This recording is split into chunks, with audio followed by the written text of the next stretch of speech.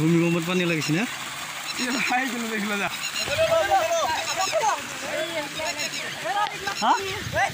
tractor গুচা পটা ভূমিকম্পত পানী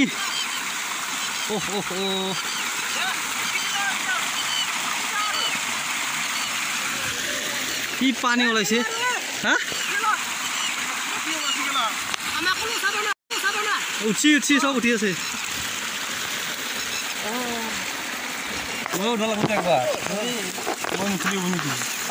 পানী বানপানী